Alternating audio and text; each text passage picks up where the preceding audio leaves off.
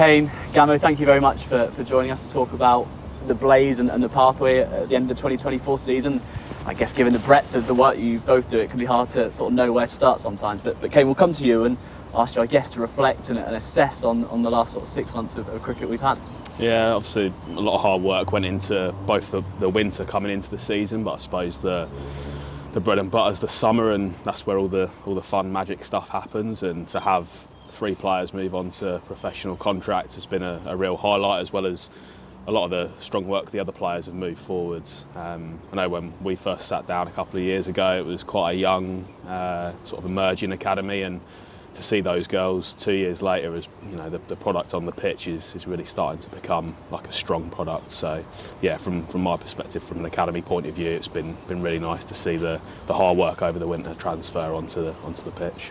Is that almost a reward for you guys as well as the players when they're getting contracts, because it shows, I guess, that you're both doing something right? Yeah. Obviously, Gammo's doing a great job in the EPP, and you know, we've got an unbelievable staff group that go massively above and beyond to support the players both on and off the pitch. And I think the recognition for those guys is well deserved as well. You know, they put a lot of time and hours in that doesn't necessarily get seen. So for them, they'll view it as playing a small little part in the journey, and you know, the guys are all really humble and sort of modest about their achievement, but they definitely do need massive recognition. Both the skills coaches and the sports science and medicine guys, you know, they've put in a pretty immense effort over the last 2 years to get those 3 professional contracts over the line. I think I'm at a sort of younger age group. Clearly we see and hear a lot about the players when they're graduating from academy to professional, but there is also transition from EPP to academy. Do you want to talk a little bit about how the last 6 months has been for, I say 6 months, a year probably has been for your group of girls as well?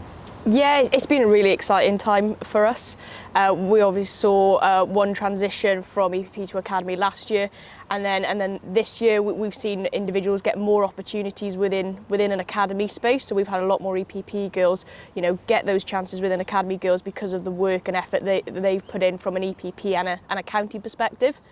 You know, you have a look at the performances they put in at both county and EPP level and then academy level, and it fills us with a lot of pride that individuals are going away, they're working hard and they're producing performances, which I know makes them happy, and obviously it's great for us to see as well. But to see them develop not only as athletes but as people as well. You know, we get the opportunity to work with players from almost children to teenagers to adults, and to see their progression as just individuals as well is hugely rewarding. And as Cain mentioned, a lot of credit goes to the staff we have around the group. A lot of credit, you know, goes to how much work they put in away from the environment as well. But we've seen loads of progression this year, which is ultimately what we try and help athletes towards.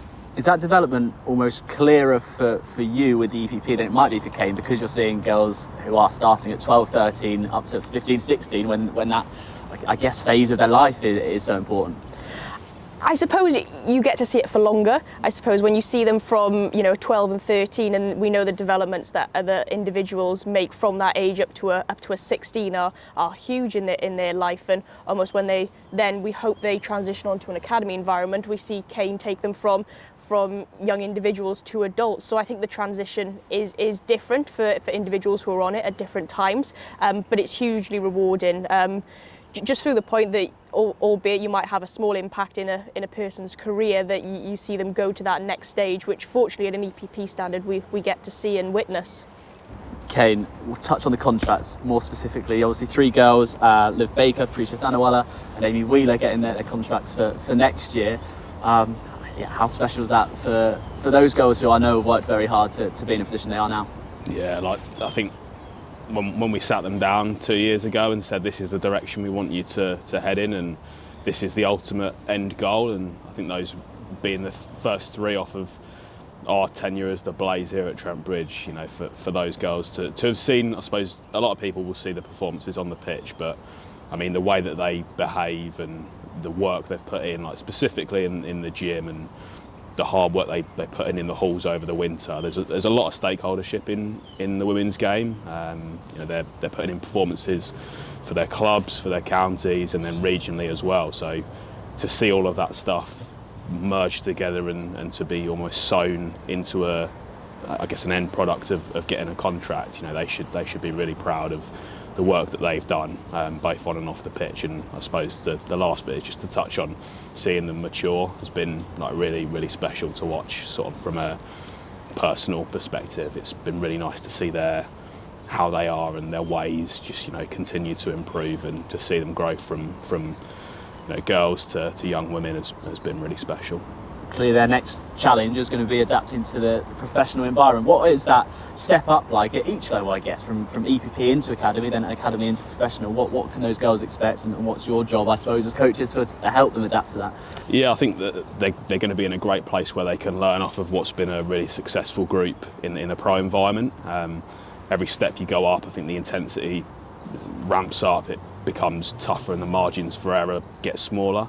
But within that, I think there's an element of psychological pressure that you're getting paid to do something, and I guess what we're trying to prepare them for is that it is still just a game, and actually you've got to go out there, enjoy yourself, and just try and do your best to execute your skills at the right times. And I think those context pieces become really important. So as players move up, we want to try and sort of show them as much stuff as we can. So we want to show them everything. If that means you travel to an away game and you maybe don't perform the role you want to perform, that can become quite important. I mean, there'll be an element of the players fighting for places in what is a pretty established professional first 11.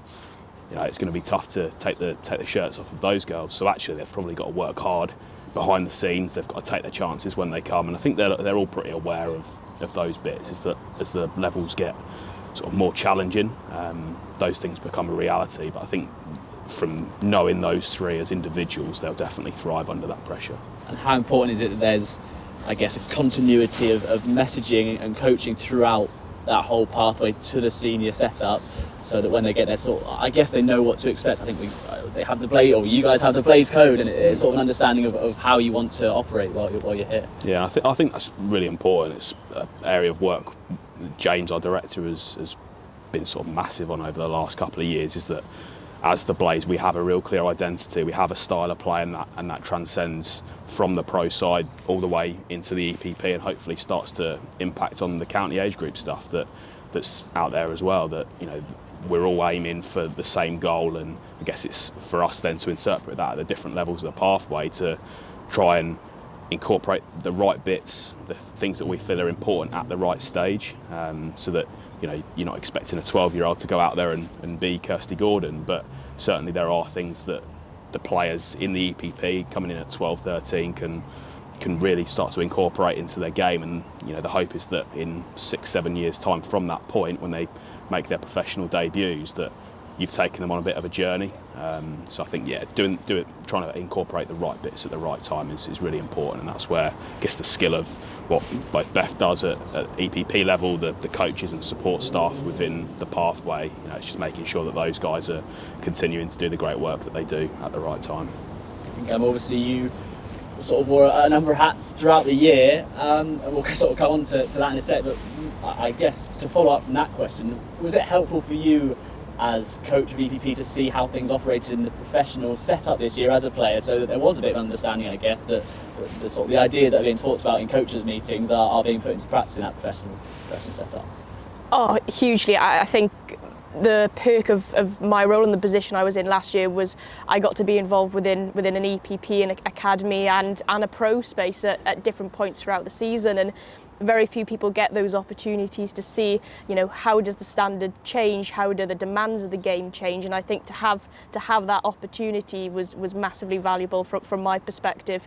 As Cain said, we always want to develop players to ensure that they're developing and they're getting challenged at the right moments in time, and to see what that looks like right at the top, but then also to see what that looks like just an academy away as well is hugely valuable for us. And I go away, and it was grateful is I can have conversations with Cain, I can have conversations with pro staff, and what does this look like for a Kirsty Gordon, or what does this look like for a Amy Wheeler? Okay, what is this going to look like for this next individual that's just come on an EPP, who's looking to transition to an academy, who's then got the aspirations to go and transition onto a pro contract in the future? So to have those experiences and opportunities, I feel quite grateful for that, because I don't think a lot of people necessarily get those. Yeah, do you want to fill us in, I guess, on a bit more detail about what the last 6 months have looked like for you personally, and then I guess what the next 6 months to a year and beyond is going to entail for you here at the Blaze? Well, yeah, so I was, really fortunate in that I picked up a pay-as-you-play contract roughly at the start of the season.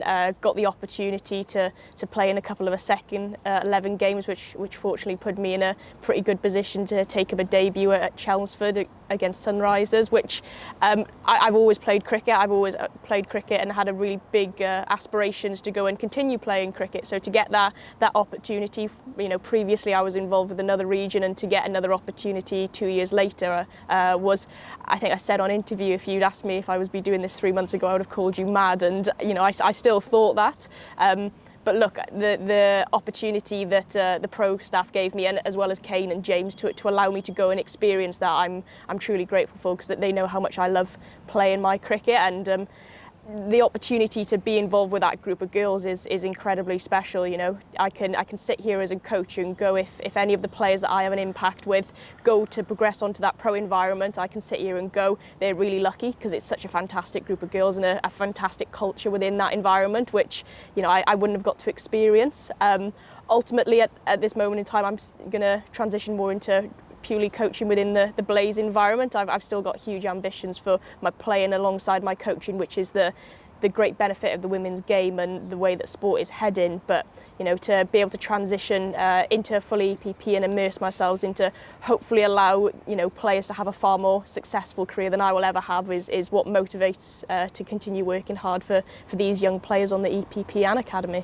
Well said. Let's touch on sort of the winter and what the winter looks like for you guys. I know we've got festival cricket in the summer, and we sort of see, I guess, the fruits of your labour. But we're heading into another pre-season now. What does that look like for the academy level, Cain? Yeah, another 6 months of hard work and dark evenings at Trent Bridge in Sobers and Hadley. But I think the key focus will be the physicality now. We've spent 2 years probably focusing predominantly on skill and getting the players to a position where they're able to operate under pressure, and now it's just about being able to operate under pressure for prolonged periods of time, and to be able to do that in context, I suppose, when the going does get tough, and the baseline for that is the physicality. So Dec will go and put some hard yards into the girls this winter, and there's obviously a couple of new players coming in who will get introduced to that. There'll be some players who have moved on. I think the key bit now is just understanding that whilst over the last 2 years there's been a lot of hard work, that it's going from good to great and then great to great again for us, and it's how we do that, and I suppose those bits are in the main falling back on a really good block of athleticism pre-Christmas. Focusing on the stuff we do post-Christmas, I suppose that's when we start to ramp it up in terms of adding some context to some bits, sort of testing skill more and more every week, and the hope is that you keep pressure testing and stress testing the skill, and you hope that it keeps continuing to hold up. But I suppose that's where you have your element of repairing your skills work. But yeah, like I say, the key bit is basing it off of athleticism. So Dec's got his work cut out over the winter. Is that the same for the EPP? I know that it's sort of split, isn't it, the EPP hubs, as it were, for North and South. Are you still focusing on the same things that the academy guys will be? Yeah, as we mentioned earlier, I think you focus on the same bits but to a different degree. We know at the EPP the age range is significantly higher. Individuals who under 13 all the way up to individuals who are under 17, which is a massive change and difference between individuals. So look, from our standpoint, we've placed a massive importance on the physical side, and especially at EPP level, it's making sure that we introduce that and educate it appropriately. Ultimately, we know the way that the women's game is going, the physicality, the amount of games is ultimately increasing. So it's important that at an EPP level, when they do start putting a bigger push on it at academy level, that those fundamentals and that education, more importantly, about being in a gym is in place. But ultimately, from our perspective, that's what we'll continue to work on. In addition to their skill, ultimately we want to ensure that we give players the appropriate opportunity to work closely with coaches, improve whether it's their bat, bowling or fielding. So when we do progress after Christmas into more as real situations as we can get within doors, between scenarios and between a bit of bat v ball, hopefully it sets players up to be able to go out and represent their counties well throughout the season come April. Final question, I guess, on the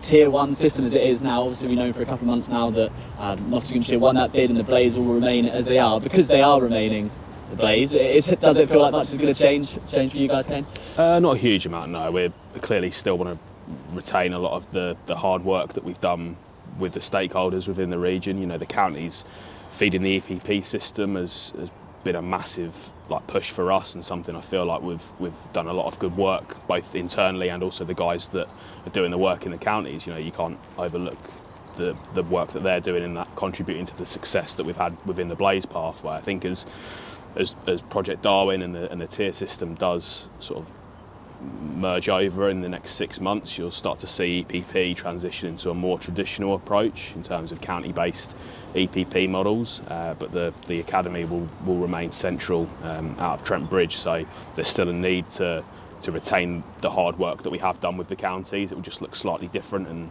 the model will move a little bit more. I think with change, everybody's obviously always, you know, it's a tough thing to take, and there's a bit of confusion, and no one quite knows exactly how it's going to look. But I think from my perspective, certainly moving forwards, change can be really good, and I think if we continue with the hard work we've set with a real strong foundation within the East Midlands, I think, you know, the programme can take another leap and move on to an even more enhanced stage of development. So from my perspective, it's exciting. I think there'll be a little bit of apprehension cutting around, but I think as we sort of move through Darwin, from my perspective, it's going to be a real positive.